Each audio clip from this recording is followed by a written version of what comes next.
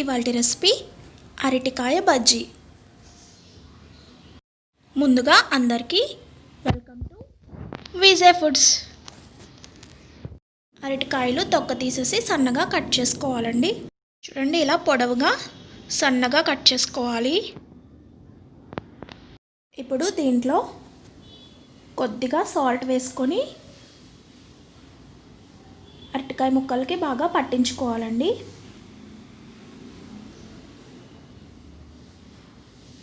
అన్నిటికీ పట్టేలా ఒకసారి కలుపుకోవాలి. అలాగే ఒక మిక్సింగ్ బౌల్ తీసుకొని దీంట్లోకి తగినంత శనగపిండి వేసుకోవాలండి.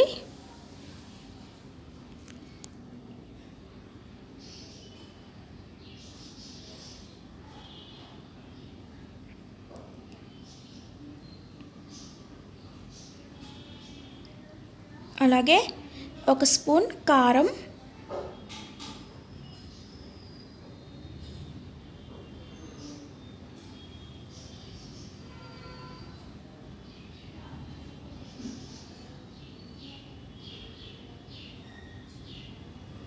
కొద్దిగా సాల్ట్, అరటికాయలో వేసాం కాబట్టి ఇందులో కొద్దిగా వేయాలండి.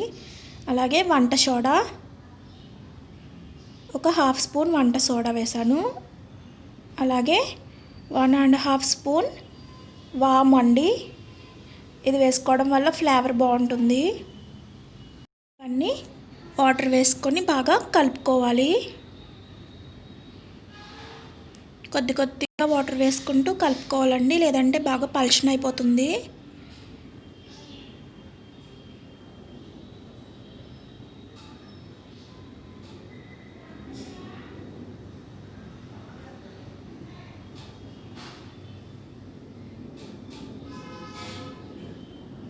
బయట తినక్కర్లేకుండా ఇంట్లోనే ఇలా మనకు కావాల్సిన బజ్జీలు వేసుకోవచ్చు.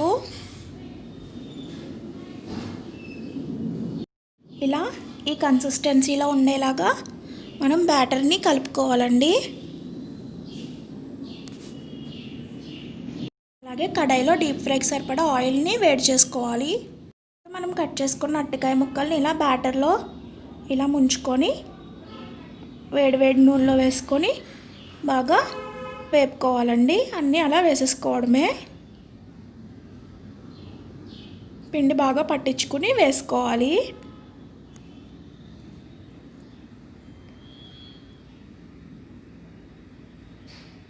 ఇలా మంచి కలర్ వచ్చే వరకు వేపుకొని తీసేసుకోవడమే. బ్యాటర్ ఇలాగే ప్రిపేర్ చేసుకుని ఇంకా టొమాటో బజ్జీ, అలా మిర్చి బజ్జీ అలాంటివి కూడా వేసుకోవచ్చండి. ఇంట్లోనే సింపుల్గా చేసేసుకోవచ్చు. దీనికోసం ఒక ఆనియన్ను, అలాగే సన్నగా తరిగిన కొత్తిమీర, అందులో కొద్దిగా నిమ్మరసం పిండుకొని దానికి సరిపడా సాల్ట్ యాడ్ చేసుకొని ఒకసారి బాగా కలుపుకోవాలి.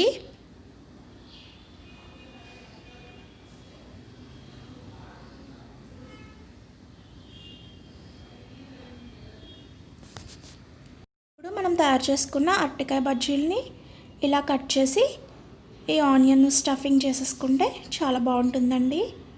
బఠానీ చాట్ చేసుకుంటే అది కూడా పెట్టుకోవచ్చు. మన ఛానల్లో వీడియో ఉందండి, బఠానీ చాట్ వీడియో, అది కూడా ట్రై చేయండి. లేదంటే ఇలా ఆనియన్ కొత్తిమీర పెట్టేసుకున్నా బాగుంటుంది.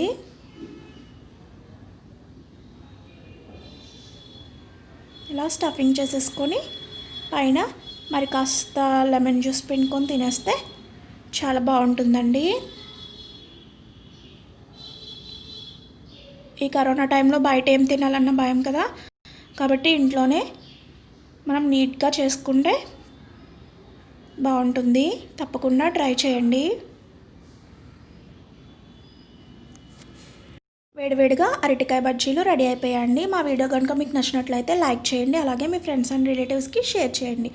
మా ఛానల్ని ఇంతవరకు సబ్స్క్రైబ్ చేసుకోకపోయింటే తప్పకుండా సబ్స్క్రైబ్ చేసుకోండి.